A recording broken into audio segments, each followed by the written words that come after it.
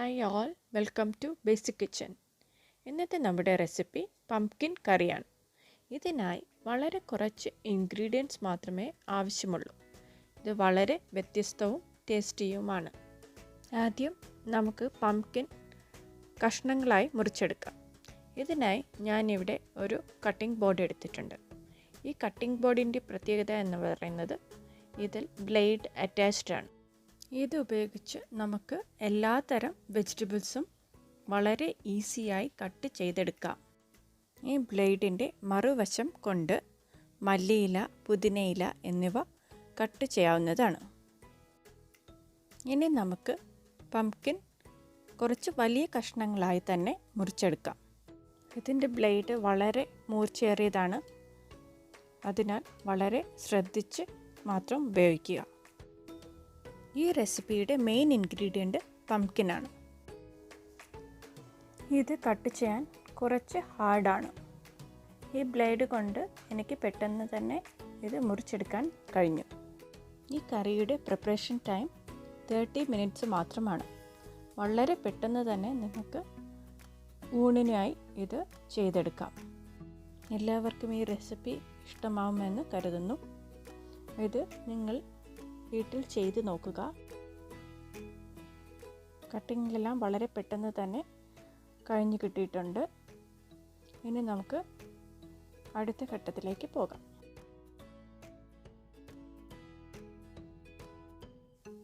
ആദ്യം ഒരു പാത്രത്തിൽ എണ്ണ ചൂടാക്കുക. നമുക്ക് ആദ്യം തന്നെ കടുക് വറുത്ത് എടുക്കേണ്ടതാണ്. ഇതിനായി കുറച്ച് എണ്ണ ഒഴിക്കുക. എന്നിട്ട് കടുക് ഇതിലേക്ക് ഇടുക.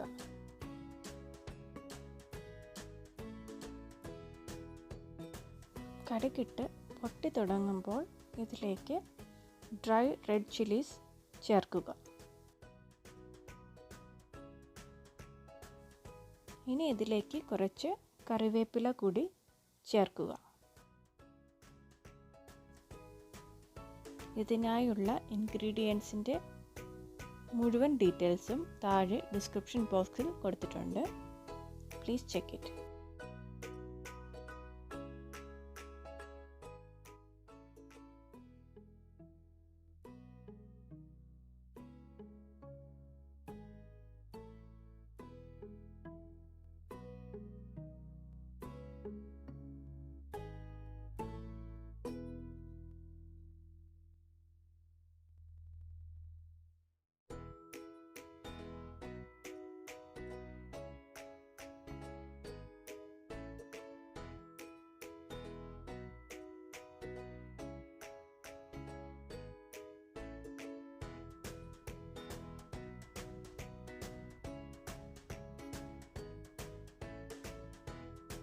ഇനി ഇതിലേക്ക് മുറിച്ച് വെച്ചിരിക്കുന്ന പംപ്കിൻസ് ആഡ് ചെയ്ത് കൊടുക്കുക. പംപ്കിൻസ് വളരെ പെട്ടെന്ന് തന്നെ കുക്ക് ചെയ്ത് കിട്ടുന്നതാണ്. അതിനാൽ ഈ കറി പെട്ടെന്ന് തന്നെ നമുക്ക് തയ്യാറാക്കിയെടുക്കാം. ഇനി ഇത് നല്ലവണ്ണം ഒന്ന് മിക്സ് ചെയ്ത് കൊടുക്കുക. ഇനി നമുക്ക് ആവശ്യം കുറച്ച് ടാമറിൻഡ് പുളി വെള്ളമാണ്. അതിനായി കുറച്ച് പുളിയെടുത്ത് ഒരു നെല്ലിക്ക വലുപ്പത്തിൽ പുളിയെടുത്ത് അത് ചെറിയ ചൂടുവെള്ളത്തിൽ പിഴിഞ്ഞെടുക്കുക. ഇതിലേക്ക് പുളിവെള്ളം കുറേശ്ശെയായി ഒഴിച്ചു കൊടുക്കുക.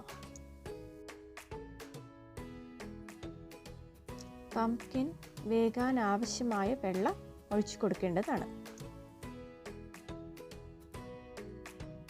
ഞാനിവിടെ ഏകദേശം 2 കപ്പോളം വെള്ളം ഇതിലേക്ക് ചേർത്ത് കൊടുത്തിട്ടുണ്ട്. ഇനി ഇത് മീഡിയം ഫ്ലെയിമിൽ ഒരു മൂടി കൊണ്ട് അടച്ച് കുക്ക് ചെയ്തെടുക്കേണ്ടതാണ്. ഇനി ഇതിലേക്ക് ആവശ്യമായ അരപ്പ് എങ്ങനെയാണ് ചെയ്യുന്നതെന്ന് നോക്കാം. ഇതിനായി നമുക്ക് കുറച്ച് കോക്കനട്ട്, ഒരു 1/2 കപ്പ് കോക്കനട്ട് എടുക്കേണ്ടതാണ്. ഞാനിവിടെ കോക്കനട്ട് ഫ്രീസറിലാണ് സൂക്ഷിക്കാറ്. ഇതിനാൽ ഒരു കട്ടയായിട്ടിരിക്കുകയാണിത്. ഇതിലേക്ക് കുറച്ച് ചൂടുവെള്ളം ഒഴിക്കുമ്പോൾ നമുക്ക് പെട്ടെന്ന് തന്നെ ഇത് അരച്ചെടുക്കാവുന്നതാണ്.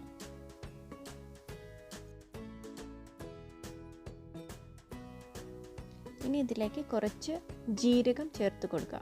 1 ടീസ്പൂൺ ജീരകമാണ് ഞാനിവിടെ ചേർത്തിട്ടുള്ളത്. ഇനി ഇതിലേക്ക് ഒരു സ്പെഷ്യൽ ഇൻഗ്രീഡിയൻ്റ് ആണ് നമുക്ക് ചേർക്കാനുള്ളത്. കറിക്ക് ഏറ്റവും ഫ്ലേവർ നൽകുന്നത് ഈ കൂട്ടാണ്, വേറെ ഒന്നുമല്ല. ഇത് ഞാൻ യൂസ് ചെയ്യുന്നത് സാമ്പാർ പൗഡറാണ്. ഇത് നിങ്ങളുടെ വീട്ടിൽ സാമ്പാർ പൗഡർ ഉണ്ടെങ്കിൽ, സാമ്പാർ മസാല വാങ്ങിച്ചിട്ടുണ്ടെങ്കിൽ അത് യൂസ് ചെയ്യാം. അല്ലെങ്കിൽ സാമ്പാർ മിക്സിൻ്റെ ഡീറ്റെയിൽസ് താഴെ ഡിസ്ക്രിപ്ഷൻ ബോക്സിൽ കൊടുക്കുന്നതാണ്.